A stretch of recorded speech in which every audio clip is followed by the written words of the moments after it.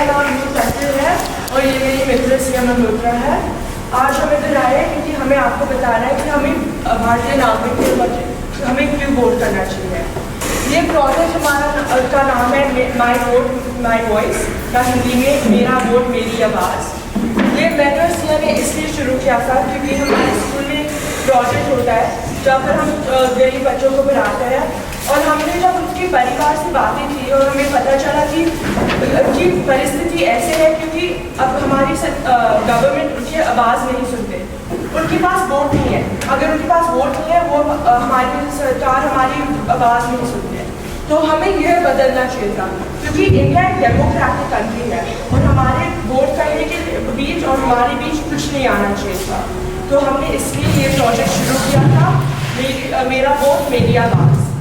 हम आपको पहले एक चलचित्र दिखाएंगे, वो बताएगा कि भारत में लोग वोट क्यों नहीं करते। भारत गहरी जड़ों और समृद्ध विविधताओं का देश, विश्व में सबसे बड़ा प्रजातंत्र।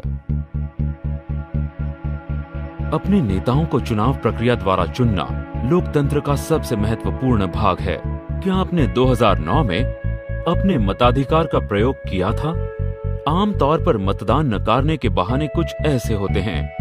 कई लोग मानते हैं कि मेरे एक वोट की भला क्या गिनती, मेरे अकेले के वोट करने से क्या होगा, या फिर मतदान का दिन एक और छुट्टी का दिन।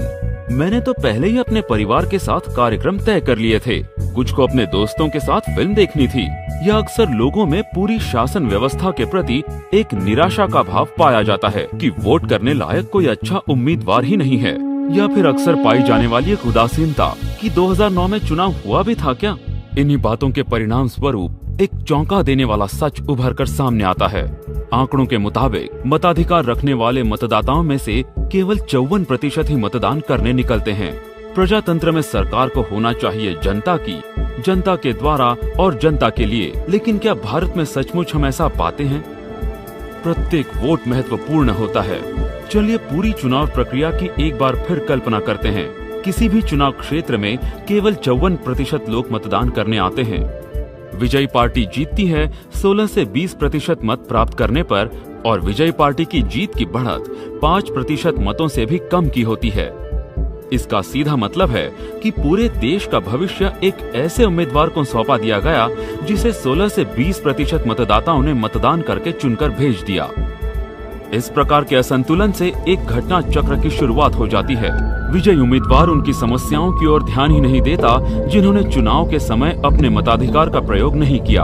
अंततः होता ये है कि लोगों का पूरी शासन व्यवस्था पर से विश्वास उठ जाता है और वो अपना मताधिकार ही छोड़ देते हैं, ये सोचकर कि उसका कोई मतलब ही नहीं। जबकि दूसरी तरफ वो विजयी उम्मीदवार लगातार उनके लिए काम करता है जिन्होंने वोट देकर उसे विजयी बनाया था। बस फिर यही क्रम चलता रहता है। यूँ देखा जाए तो वो उम्मीदवार तो लगातार अपने काम में जुटा है और वो उनकी सेवा कर रहा है जिन्होंने उसे वहाँ तक पहुँचाया। आपका वोट इस घटनाक्रम को बदलने की ताकत रखता है। तो आज की तारीख में सरकार तो उसी छोटे से समूह के द्वारा के लिए और उन्हीं से बन चुकी है जो इस प्रक्रिया का हिस्सा बन पाए। लेकिन ये सब कुछ बदल सकता है। चुनाव में किसी भी विजयी उम्मीदवार की जीत की बढ़त केवल 5% से भी कम होती है। तो यदि हमारे आसपास 1000 लोग हैं और उसमें यदि 50 नए लोग किसी एक उम्मीदवार के लिए मतदान करते हैं तो पूरा समीकरण ही बदल जाएगा। यदि इसी तरह हर जगह से 200 नए लोग मतदान करते हैं तो चुनाव में एक नए व्यक्ति को विजयी बनाया जा सकता है। इसीलिए आपका वोट सचमुच बहुत महत्वपूर्ण है। समय आ चुका है कि हम अपने में बदलाव लाएं। ये भली भांति समझ लें कि मतदान करना किसी अच्छे कॉलेज में दाखिला लेने या पासपोर्ट के लिए अर्जी देने से कम नहीं। हमारे पास लगभग 1.5 करोड़ लोग ऐसे हैं जिनकी आयु 18 से 22 वर्ष है और उनमें से 50% से भी अधिक ने अभी तक अपना नाम दर्ज नहीं करवाया। अब समय आ गया है कि हम अपने समाज को सही, शांतिपूर्ण तथा समृद्धशाली बनाने में जुट जाएं। मैं इसलिए नहीं वोट करते क्योंकि लोगों को लगता है कि मेरा वोट काउंट नहीं करेगा, एक वोट से क्या फ़र्क पड़ेगा। मेरे पास टाइम नहीं था, मुझे पता नहीं था कैसे करते हैं, और ये हमें बदलना है। तो ये सब बातें सुनने के बाद आप सोचिए कि अगर क्या भारतीय नागरिक है, आप सब है, आप इधर सब रहते हो, आप काम करते हो, आप इधर पैदा हुए थे, आपका परिवार इधर रहता है, लेकिन आप ये सोचें कि अगर आप सही मायने में एक भारतीय नागरिक हैं और यही बदलने के लिए आपको वोट करना चाहिए। आप सबको लगता होगा कि भारत में करोड़ों लोग हैं, इतने सारे लोग हैं, तो आपका एक वोट कैसे कोई बदलाव ला पाएगा। लेकिन ये बिल्कुल गलत है। अगर सब इस सोच के साथ चलेंगे तो कोई भी वोट करेगा और कोई भी बदलाव हमारे देश में नहीं आएगा। लेकिन अगर आप एक वोट दें तो आपके साथ 10 और लोग वोट देते जाएंगे और ऐसे करते करते करोड़ों लोग वोट करेंगे और इसी तरह से हम अपने देश का भविष्य बदल सकते हैं। हम वोट करना हमारी जिम्मेदारी है। अगर हम वोट नहीं करते तो बदलाव नहीं आएगा और हम इंडियन सिटीजन होके वोट करना हमारे लिए बहुत बहुत महत्वपूर्ण है। और आखिरी कारण है आपका वोट आपकी शान है। अगर आप एक भारतीय नागरिक हैं तो आपका अधिकार है कि आप वोट करें, और अगर आप वोट करोगे तो ये आपके लिए गर्व की बात होनी चाहिए और आपकी शान की बात होनी चाहिए। अब आपको हम एक चलचित्र दिखाएंगे जिसमें आप वोट करने की खुशी आपको दिखाएगी। जो वोट करोगे तो आपको कौन सी खुशी महसूस होगी।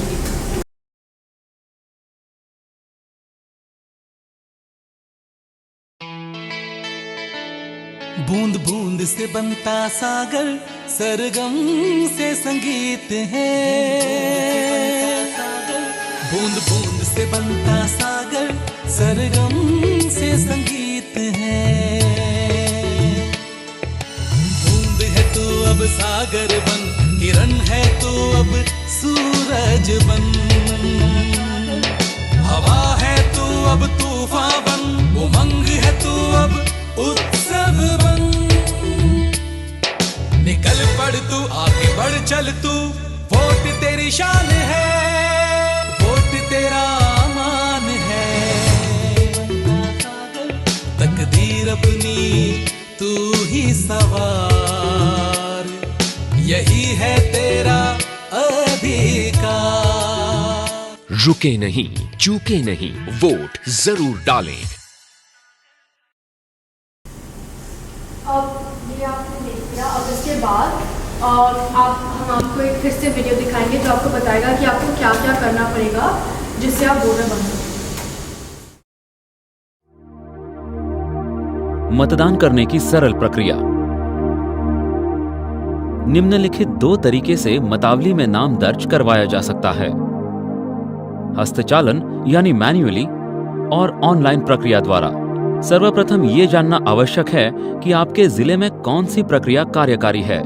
इसकी जानकारी आपको उप जिला शिक्षण अधिकारी से मिल सकती है।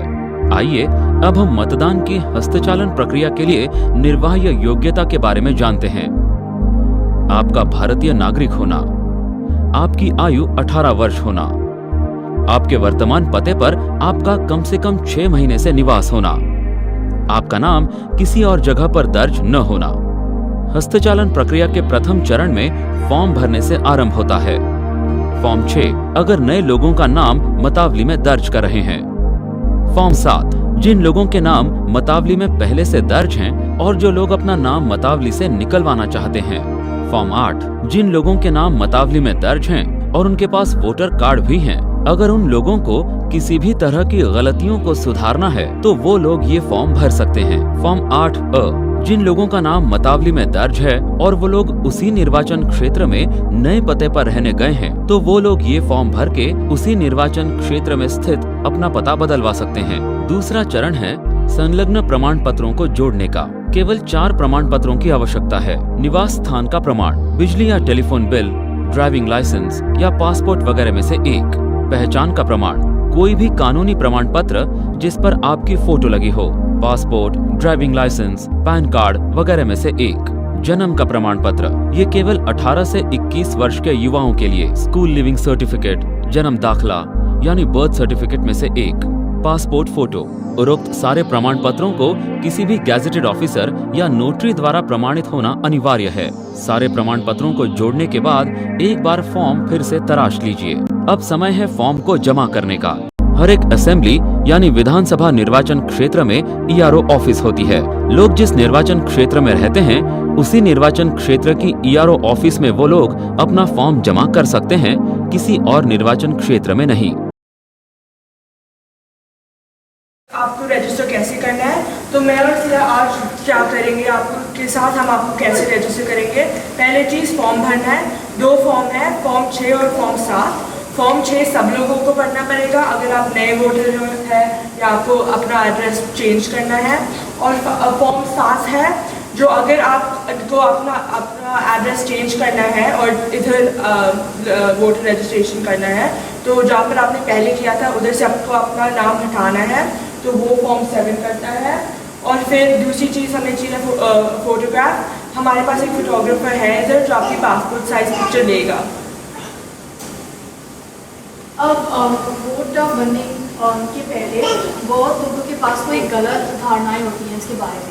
अगर मेरे पास एड्रेस प्रूफ नहीं है, मैं कैसे वोट कर सकूँ? तो सबसे पहले धारणा है कि लोगों को लगता है उनके पास एड्रेस प्रूफ नहीं है तो वोट नहीं कर सकते। ये बात बिल्कुल गलत है। अगर आपके पास रजिस्टर्ड पोस्ट या चिट्ठी कोई भी आपके घर पे आती है जिस पे आपका एड्रेस लिखा हुआ है, तो वो एक एड्रेस प्रूफ है और उसका इस्तेमाल आप वोटर बनने के लिए कर सकते हैं। मेरे पास एज प्रूफ नहीं है, मैं वोट कैसे कर सकती हूँ? तो दूसरी धारणा है कि लोगों को लगता है कि अगर उनके पास एज प्रूफ नहीं है तो वो वोट नहीं कर सकते। ये भी बिल्कुल गलत है। अगर आप 18 से 21 के साल में आते हैं तब आपको एक एज प्रूफ चाहिए, लेकिन अगर आप इस 21 से बड़े हैं तो आपको नहीं चाहिए। पेपर देंगे जिसमें 2-3 प्रश्न होंगे, जैसे नॉर्मल सा जैसे हमने बात की वैसे ही। जैसे आपका नाम क्या है, आप कितने साल से दिल्ली में हो या इधर हो, आप रजिस्टर्ड हो, आप नए वोटर हो, आप क्यों नहीं रजिस्टर्ड हो, नहीं रजिस्टर्ड हो।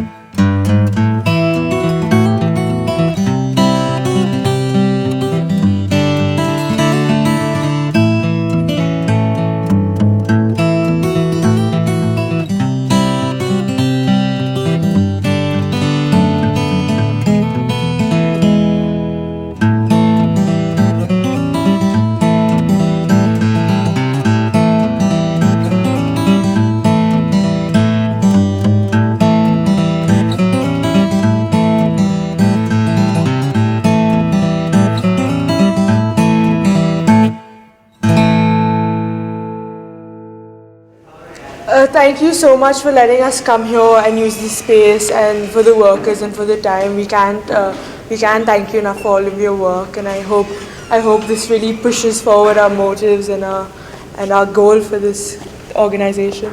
Yeah, we didn't know so many people would turn up, and we couldn't have done it like without you and your help. Because Yeah. like even in the beginning when we couldn't fill out the forms properly or like we couldn't get everything organized, you guys helped us. That was the only way we could get it done. No, you are not right. I am very thankful for your visit of this company, and our employees are very much thankful because they are more interested to bring their families also in this event.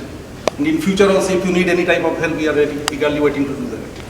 आज मेरा vote और मेरी आवाज़ के शुभ अवसर पर आप यहाँ आए, मैं आपका बहुत बहुत धन्यवाद करना चाहता हूँ।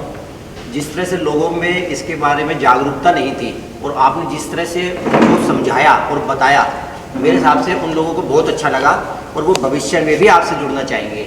और अगर भविष्य में किसी भी प्रकार की आपको किसी मेरी ज़रूरत हो या किसी प्रकार की भी कोई सहायता की ज़रूरत हो तो मैं ज़रूर आपके साथ रहूँगा और मैं इसके लिए आपको भविष्य के लिए शुभकामनाएं देना चाहूँगा। मेरी तरफ से आपके बहुत बहुत धन्यवाद। Thank you.